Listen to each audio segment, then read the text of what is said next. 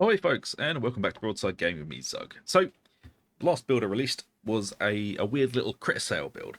And I thought, you know what, let's see if I can make it slightly stupider and more fun. And I think I have. So, let's jump in and take a look. Again, I'm not claiming this is a meta build, this is just something I've been playing around with and quite enjoying. I thought I'd just share with you guys. You know, they can't all be winners. Anyway, as I said, it's very much like the last build we did, but with a few changes. So we're still using the same dueling sword, with damage, finesse, cleave damage, penetration, lol, all being maxed out to 80, and mobility being our dump stat. As for the perks, we've got Maniac and Carapace, because that's generally what the sword's going to be used for. It is going to be used for dealing with those pesky Carapace armoured enemies. So, crushers and maulers, really. And it's a highly effective weapon at dealing with those things. And as for the blessings, we are using riposte and precognition on them for extra crit chance on dodging and extra crit damage on dodging. Again, this is a very highly charged crit build, so these are going to be helping us quite a lot. Next up, as you can see, the weapon has changed. We're not using the las pistol, we're going with something a lot sillier and a lot more fun. We're going for the recon las gun, and more specifically the Mark E12. Stupid Roman numerals making me look like a fool. Anyway, as you can see, this gun isn't modified correctly at all. This is just the one I had as I was doing it. Basically, mobility is your dump stat. Everything else you want at 80. Right. For the perks, we are going for unyielding. This is going to be for hosing down bosses. So, Plague Ogrins, Beasts of Nurgle, Spawns, etc. We will literally just be hosing them down with this thing. You will be getting your perils up with Assail, trying to cap yourself out at around 90%, and then just letting loose with the Recon Lasgun. As for the blessings, we're going for Infernus and Dum Dum. If you want to, you can change out Dum Dum for Headhunter. I just think you get more damage out of Dum Dum, though. As we have quite a lot of damage inherently in the build, this does just give you more raw damage. But again, I always encourage you guys to mess around with the builds, see if you can come up with something better, because there's always different ways to do it. So if you try out Headhunter instead of Dum Dum and find out you like it, awesome. So we are taking Infernus as well. This is going to marry up very nicely with Perilous Combustion, killing an elite or an enemy special, applies 3 stacks of Soul Blaze. So we are pairing up Infernus with Soul Blaze just to get that extra tick damage. Now, we're not relying completely on the tick damage, it's just nice to have it in conjunction with what else we're using. The Curios are exactly the same. There's 2 toughness with plus 5% toughness, combat ability regeneration, and damage resistance gunners. Now, these 2 are exactly the same. I don't know why they're different ratings, because, I don't know, screw me, why not? And the last one is a Stamina Curio. This is going to help us blocking, dodging, and doing all that stamina-related stuff. And as for the perks on it, we're going for toughness, combat ability regeneration, and plus 20% damage resistance gunners. And again, I've said it before, this doesn't actually work out to 60% gunner resist, it works out more towards 45-ish with the diminishing returns we get for stacking it. So, for the talents, what have we done differently? Well, we've got rid of a few things here and there. We'll start off here on the left with Perilous Combustion. Killing elite or a specialist enemy applies 3 stacks of Soul Blaze to nearby enemies, causing damage over time. This is just like a little cherry on top of all the damage we're doing. And then Soul Stealer, replenish 7.5% toughness on Warp Attack Kill, so our Assail.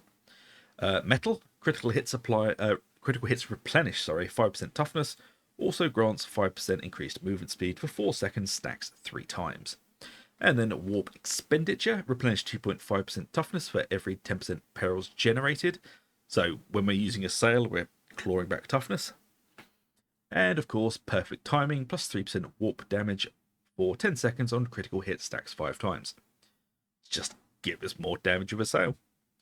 And then down into a toughness boost, and then Assail itself. Throw swift homing projectiles formed of psychic energy, less effective versus Carapace armored enemies.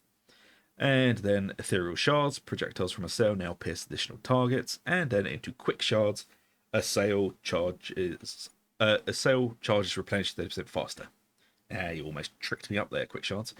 Then a toughness damage reduction into Malefic Momentum, plus 4% damage to warp attacks for 8 seconds after a non-warp based kill stacks 5 times, and then plus 4 damage to non-warp attacks for 8 seconds after a warp based kill stacks 5 times. And then into toughness damage reduction into Prescience for extra crit, and then into toughness damage reduction into one with the warp.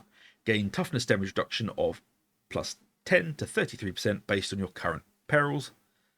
Into empathic evasion, a critical hit makes you count as dodging against range attacks for 1 second. Lovely, lovely crit make us do good things. Telekinetic shield, and then into telekinetic dome, and then into sanctuary. All allies inside your telekinetic dome replenish 10% toughness each second. When your telekinetic dome dissipates, all allies inside gain 50% toughness. Damage reduction for 5 seconds. I really should learn to read to the end of the sentence.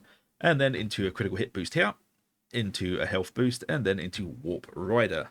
Deal up to 20% damage increases as your peril increases. So use Assail, get more damage.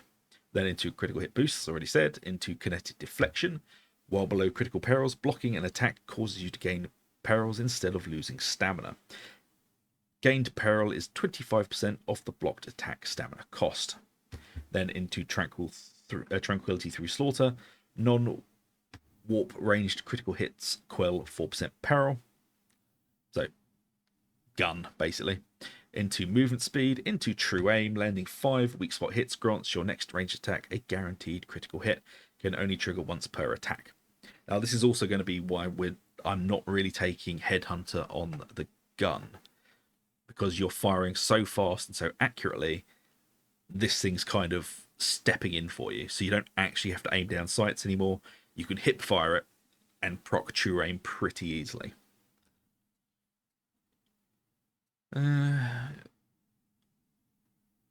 See, I'm still not sure about that.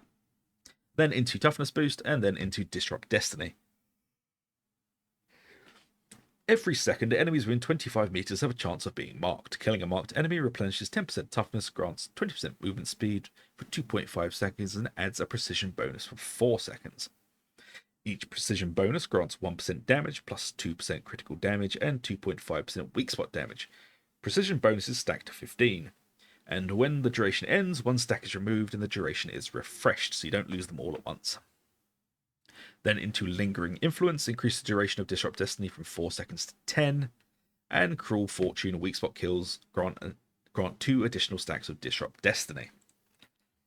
So it's a pretty simple build. Again, I'm not claiming this to be super meta hardcore. It's just a funny build I like to use. And it is quite effective. I have run this in Damnation, in Uruk, and Uruk Damnation. So, how does it play? Well, you're going to be chucking out your assails to soften up hordes. Assail is your horde clear, basically. And also helpful for sniping targets, as you can aim it and throw, and it still does quite a bit of damage. And then you've got your Recon Lasgun for hosing down everything else. As I said, this isn't going to be great for dealing with the Crushers. As you can see, it's like flicking frozen peas at them. So this is where the Dueling Sword comes in. Now, I can't show you the true potential of the Dueling Sword because it all bases off of being able to dodge. But when that's all rolling, the sword just gets into crazy levels of unpleasant.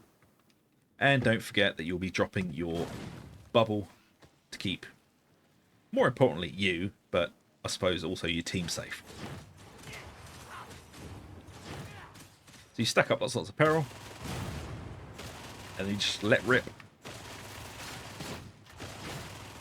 And as you can see, it's quite accurate hip firing it, but you can aim down sights without much problem. But yeah, Dum Dum just seems to help with that damage. Also, Disrupt Destiny doesn't work properly in the Meat Grinder either, which is kind of annoying.